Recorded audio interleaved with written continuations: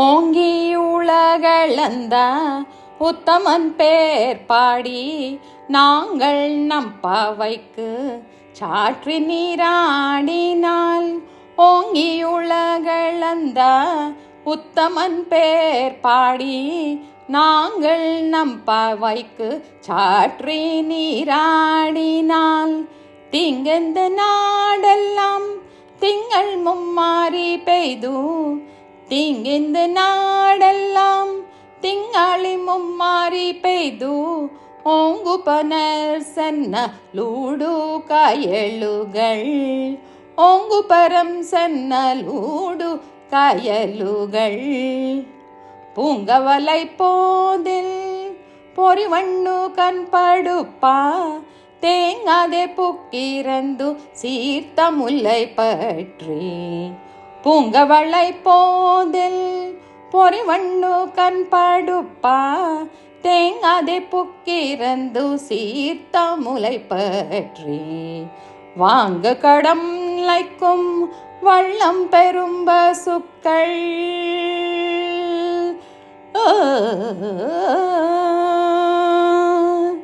வாங்க கடம் நிலைக்கும் வள்ளம் பெரும் பசுக்கள். நீங்கதே செல்வம் நிறைந்தேலோரெம்பாவாய். நீங்கதே செல்வம் நிறைந்தேலோரெம்பாவாய்.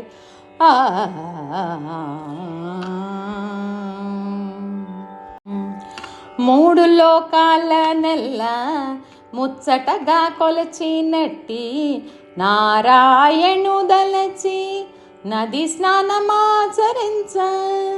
మూడు లోకాల నెల్ల ముచ్చటగా కొలిచినట్టి నారాయణు దలచి నది స్నానమాచరించ.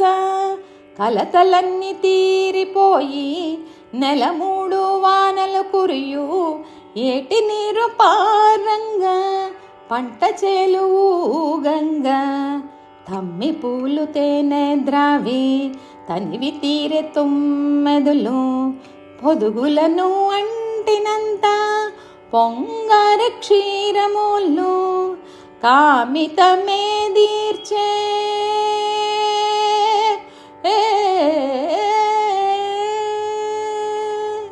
కామితమే తీర్చి కోరిన సిరులే కూర్చే నారాయణ వ్రతము సేయ రమణులంతరారమ్మ. నారాయణ వ్రతము సేయ రమణులంతరారమ్మ.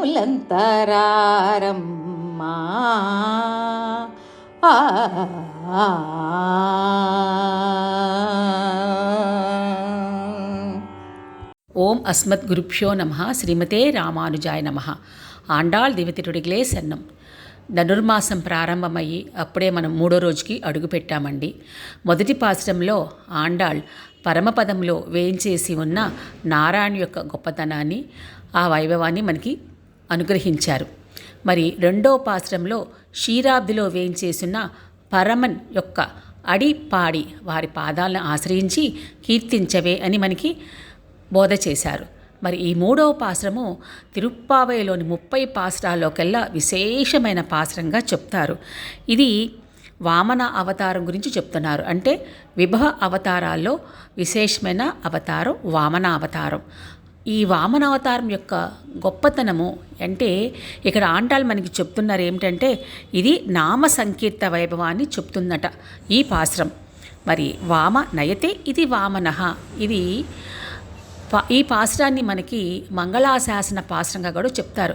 ఒక శుభకార్యాల్లో కానీ ఇతరతర పుట్టినరోజు ఏ వేడుకల్లో అయినా సరే ఈ పాశ్రాన్ని మంగళాశాసనం చేస్తూ వాళ్లకు పెద్దలు ఆశీర్వచనం చేస్తారు.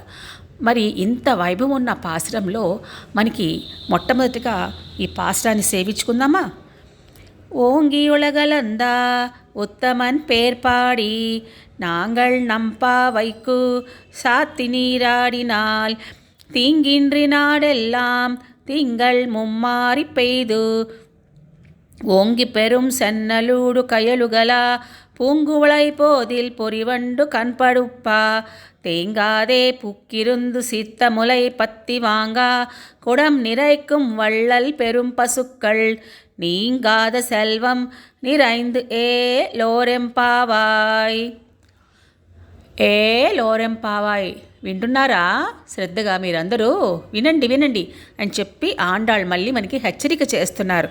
ఓంగి ఉలగలంద ఉత్తమన్ పేర్పాడి, పెరిగి లోకాలని కొలిచినవాడా అని చెప్తున్నారు.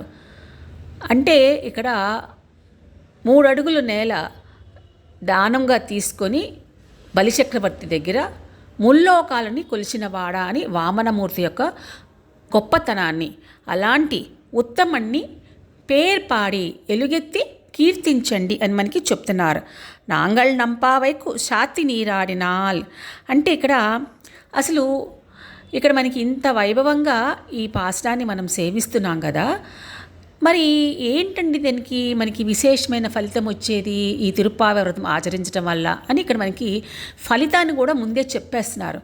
అంటే ఈ తిరుప్పావై వ్రతాన్ని చక్కగా ఆ తిరువారాధన చేసే విషయంలోనూ అక్కడ ఆచరించే నియమ నిబంధనలు మనము సక్రమంగా పాటించడం వల్ల మనకి ఏంటి లాభం అన్నట్టుగా దీన్ని మనం ఇలా చక్కగా ఆచరించడం వల్ల పెద్దలు చెప్పినట్టు మనం చేసుకుంటే ఫలితం ఏంటి అనేది ఫలశ్రుతిగా కూడా మనకి ముందే చెప్పేస్తున్నారు ఆండాళ్ తల్లి. ఏదైనా ఒక కార్యం ఒక పని మనం ప్రారంభించామనుకోండి, దానికి పూర్వపరాలు తెలుసుకొని ఫలితం ఏంటో కూడా మనం తెలుసుకునే చేస్తాం కదా, అది లాస్ట్కి చెప్తారు. కానీ ఇక్కడ ఆండాళ్ ముందే చెప్పేస్తుంది దానివల్ల వచ్చే ఫలితం ఏంటనేది. ఇప్పుడు మనకి ఇంకా ఇక్కడ విశేషంగా చెప్తున్నారు ఏంటంటే, తీంగిండ్రి నాడెల్లాం తింగల్ ముమ్మారిపేదు అంటే నెలకి 3 వానలు కురుస్తాయట. ఎలాగండి 3 వానలు కురుస్తాయి నెలకి అంటే దానికి కూడా విశేషంగా చెప్తున్నారు. బ్రాహ్మణులు వేద అధ్యయనం సక్రమంగా సాగితే 1 వాన పడుతుందంట. మరి స్త్రీలు తమ పాతివ్రత్య ధర్మాన్ని సక్రమంగా ఆచరిస్తే 1 వాన పడుతుందంట. మరి ప్రభువు రాజ్యాన్ని ఏలే రాజు తన యొక్క పరిపాలన ధర్మబద్ధంగా సాగితే 1 వాన పడుతుందంట. ఇలా ఈ ముగ్గురు వారి యొక్క కర్తవ్యాల్ని సక్రమంగా ఆచరిస్తే నెలకి 3 వానలు పడతాయి. ఈ 3 వానలు పడడం వల్ల వచ్చే విశేషం ఏంటండి అంటే పాడి పంట సమృద్ధిగా ఉంటుంది, సమాజం ఆర్థిక పరంగా కానీ అందరూ చల్లగా ఉంటారు, ఎటువంటి లోటు లేకుండా అంటారు. అంటే మనకి ఇక్కడ సమాజంలో చాలామంది చాలా రకాల ఈతి బాధలతో బాధపడుతూ ఉంటారు కదా. అసలు ఈతి బాధలు అంటే ఏంటండి? అయితే అతివృష్టి, లేకపోతే అనావృష్టి, దొంగల వల్ల భయము, మరి పంట మంచిగా పండుతుంది, ఆ పంట పండిన తర్వాత వచ్చే సస్యము ఫలము చేతికి అందకుండా ఎలుకల వల్ల ఇతరత్ర క్రిమికీటకాల వల్ల ఆ పంట నష్టపోతాము, అధికారుల వల్ల భయం, ఇలాగా అనేక రకాల ఈతి బాధలు ఒక్కొక్కరు ఒక్కొక్క రకంగా ఎదుర్కొంటూ ఉంటారు కదా. అలాంటి బాధలన్నీ కూడా ఉండవండి అని చెప్పి మనకి చెప్తున్నారు ఇక్కడ ఆండాళ్ తల్లి. ఓంగు పెరుం సెన్నలోడు కయలుగల, ఇది అద్భుతమైన పదప్రయోగము. సెన్నల్ అంటున్నారు, పెరుం సెన్నల్. ఆయిప్పాడిలో ఉన్న వరి చేలు ఎలా ఉందంట, ఏపుగా సమృద్ధిగా చక్కగా పెరిగింది. దానికి వచ్చే ఆ ఫలము, ఆ ధాన్యపు కంకులు చక్కగా పుష్టిగా నిండుగా ఉన్నాయి, ఒత్తుగా పెరిగినాయి ఆ వరి చేలంతా అని చెప్తూ అక్కడ చేపలు ఎగురుతూ పైకి ఎగురుతూ ఉన్నాయంట. కింద సమృద్ధిగా నీరుంది, దాంట్లో చేలు అక్కడ పెరిగిన వరి చేలు చాలా సమృద్ధిగా వేపుగా పెరిగినాయి. దానికి ఏర్పడిన కంకులు బాగా మంచిగా అదేమంటారు ఆ ధాన్యపు గింజలు కూడా చాలా నిండుగా ఉన్నాయి అని చెప్తూ అక్కడ చేపల కింద ఉండడానికి కూడా అక్కడ స్థలం లేకుండా అంత ఒత్తుగా పెరిగినాయి ఆ ధాన్యపు చేలు అని చెప్తూ ఆ చేపలు పైపైకి ఎగురుతున్నాయంట. ఇక్కడ సెన్నల్ అంటున్నారు, అంటే ఇక్కడ ధాన్యం గురించి వివరిస్తున్నారండి. ఒక ధాన్యం గింజకి పైన మనకి కనిపించేది ఊక, ఆ ఊక తీసేస్తే లోపల ఉండేది తవుడు. మరి 3వ భాగం ఏంటి? ఆ ఊకపోయి తవుడు పోతే ధాన్యం గింజ వస్తుంది. అలాగే ఈ శరీరాన్ని ధరించిన జీవుడు కూడా ఆ శరీరం అనేది ఊక లాంటిదంట.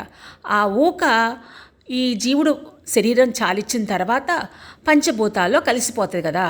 మరి ఆ పంచభూతాల్లో కలిసిపోయిన తర్వాత ఆ జీవుడు ప్రయాణం అలా సాగి విరజానది తీరానికి వచ్చి స్నానం ఆచరించిన తర్వాత ఆ సూక్ష్మ శరీరం కూడా పోతుంది. ఆ సూక్ష్మ శరీరం పోయిన తర్వాత విరజానదిలో స్నానం ఆచరించిన తర్వాత స్థూల శరీరాన్ని పొందుతాడు. అంటే అప్పుడు దాకా ఆ విరజానది దాటక ముందు వరకు ఆయనకి జ్ఞాపకం ఉంటాయి అన్ని విషయాలు. ఆ తర్వాత ఎప్పుడైతే స్నానం ఆచరించారో విరజానదిలో, ఆ తర్వాత అతనికి ఉన్న జ్ఞాపకాలన్నీ పోయి ఒక దివ్యమైన శరీరాన్ని పొందుతాడు. ఆ దివ్యమైన శరీరం పొందినప్పుడు అహమన్న అహమన్న అహమన్న అంటూ పరంపదంలో వేయించేసిన పరమాత్మ దగ్గరికి చేరుకొని ఆ స్వామిని ఆశ్రయించి, నేను నీకు చెందినవాణ్ణి స్వామి, నన్ను అనుగ్రహించు అని ఆ స్వామి యొక్క పాదాలని ఆశ్రయిస్తాడు. అప్పుడు అంటే ఇక్కడ శరీరము పోయింది, అంటే ఇక్కడ మనకి 3 రకాలుగా చెప్పుకున్నాం కదా ధాన్యంలో, ఊక, తవుడు, జీవుడు. ఇప్పుడు ఈ స్థూల శరీరము అంతా వచ్చి పరమాత్మ దగ్గరికి చేరుకున్న తర్వాత ఈ జీవుడు పరమాత్మకే చెందినవాడు ఒక స్వరూపాన్ని పొంది ఉంటాడు, పరమాత్మ అనుగ్రహాన్ని పొందుతాడు అని చెప్పి మనకి చెప్తున్నారు. ఒక ధాన్యపు గింజని ఇంత చక్కగా వర్ణిస్తూ అది జీవుడికి చక్కగా సమన్వయం చేసుకుంటూ మనకి ఆండాళ్ళ తల్లి మనకి అన్వయిస్తూ చెప్తుందన్నమాట. తేంగాదే పుక్కిరుందు సీర్తములై పత్తివాంగా. ఇక్కడ మనకి ముందు వానలు ఎలా కురుస్తాయో చెప్పారు. తర్వాత ఆ వానల వల్ల వరి చేలు అక్కడ పంటలు ఎలా ఉన్నాయో చెప్తున్నారు. ఆ పంటలు సమృద్ధిగా ఉండడం వల్ల ఆ ధాన్యం నుంచి వచ్చే విశేషాలు చెప్పారు. ఆ ధాన్యం విశేషాలు చెప్పిన తర్వాత ఆ పశువుల కొట్టంలో ఉన్న పశువుల యొక్క క్షీరధారలు ఎలా ఉన్నాయో మనకి వివరిస్తున్నారు. పశువుకి 4 పొదుగులు ఉంటాయి కదా, ఆ 4 పొదులు చక్కగా మనము పితికితే వచ్చే క్షీరం ఎలా ఉందంట, ఒక కుండ పెట్టి క్షీరం తీసే లోపల ఇంకో కుండ పెట్టే లోపల ఆ క్షీరధార అలాగా సమృద్ధిగా కారిపోతున్నాయి, అంత ఆరోగ్యకరంగా ఉన్నాయి ఆ పశువులు అని చెప్తున్నారు. ఇక్కడ అంతరార్థంగా ఏం చెప్తారంటే, ఆచారులు అనేవారు ఇచ్చే జ్ఞానపరమైన విషయాన్ని మనము అలాగ స్వీకరిస్తూ మన యొక్క అభివృద్ధికి, అంటే ఆ జ్ఞానాన్ని మనం చక్కగా స్వీకరించి 4 రకాలుగా చెప్తున్నారు. 4 రకాలే 4 పొదుగులకి 4 విశేషాలు చెప్తున్నారు. ఆచార్యులు మనకి అనుగ్రహించిన ఆ జ్ఞానం యొక్క విషయాన్ని మనం చక్కగా అధ్యయనం చేయాలి. అధ్యయనం చేసిన దాన్ని చక్కగా చదువుకోవాలి. చదివిన దాన్ని మనము బయట చక్కగా అందరికీ మళ్ళీ మనం చెప్పగలిగే స్థితిలో ఉండాలి. చెప్పిన దాన్ని మనం ఆచరించాలి, ఆచరించిన దాన్ని మనం ప్రచారం చేయాలి అని ఇలా 4 రకాల విషయ వైభవాన్ని ఆ పొదుగుల నుండి మనకి ఈ విధంగా విశేషంగా చెప్తున్నారు ఆండాళ్ళ తల్లి. ఇక్కడ ఇంకా మనకి ఏం చెప్తున్నారు, కొడం நிறைக்கும் వళ్ళల్ పెరుంప సుక్కల్ నీంగాద సెల్వం నిరైందు ఏ లోరెంపావా అంటారు. ఇక్కడ చేలుల్లో మనకి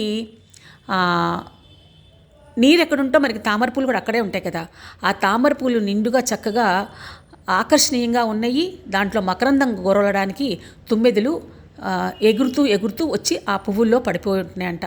అంటే ఆ పువ్వుల్లో మకరందాన్ని తీసుకోవడానికి ఆ తామరపూలలోకి ఆ తుమ్మెదలు ప్రవేశించినాయి. అలా ప్రవేశించే లోపలే సూర్యాస్తమయం అయిపోతుంది. ఆ సూర్యాస్తమయం అయిపోతే పుష్పాలు ముక్కులించిపోతాయి. అంటే మనకి పరమాత్మ అనుగ్రహించిన ఈ దేహానికి సార్థకత తెలుసుకొని ఆ పుష్పంలో ప్రవేశించిన ఒక తుమ్మెదిలాగా బంధించకుండా ఈ విషయవాంఛల్లో పరమాత్మ మనకి అనుగ్రహించిన ఈ యొక్క కాలంలో మన సమయాన్ని సద్వినియోగం చేసుకుని ఆచార్యుల ద్వారా జ్ఞానభిక్ష పొంది ఆ యొక్క పొందిన భిక్షని చక్కగా మనము చదువుకొని చదివిన దాన్ని వేరే వారికి మనం చెప్పడం వల్ల చెప్పడం ఒకటే కాకుండా మనం ప్రచారం కూడా చక్కగా చెయ్యాలి. అప్పుడు సామాజికంగా కూడా అందరూ సుభిక్షంగా ఉంటారు, లోకమంతా కూడా చల్లగా ఉంటుంది. ఇంతకన్నా మనకేం కావండి, ఎవరైనా మనం బతకడానికి కోసమే కదా మనం ఆహారం స్వీకరిస్తున్నాం. మనకి కావాల్సినంత సమృద్ధిగా ఉన్నప్పుడు ఇంకా లేనిపోని ఆరాటాల కోసం బయలుదేరడం ఎందుకు, దానికోసం మనం ఏదో పాటు పడుతున్నట్టు దుఃఖపడ్డం దేనికి అనే ఒక సామాజిక సందేశాన్ని ఇస్తున్నట్టుగా ఆండాళ్ళ తల్లి మనకి ఇక్కడ చెప్తున్నారు ఈ పాసురంలో. మరి ఇంకా మనకి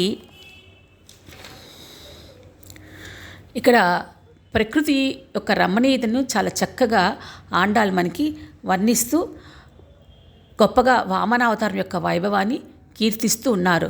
లోకాల్ని పెరిగి కొలిచిన ఓ వామనమూర్తి అని కీర్తిస్తూ అలాంటి వామనమూర్తి యొక్క వైభవాన్ని మనం స్మరించుకుంటూ ఇలాంటి చక్కని ఫలమని పొందుదాము అని చెప్పి మనకి చాలా చక్కగా ఉపదేశం చేశారు ఈ పాశ్రంలో. ఆండాళ్ దివ్య తిరువడిகளே శరణం.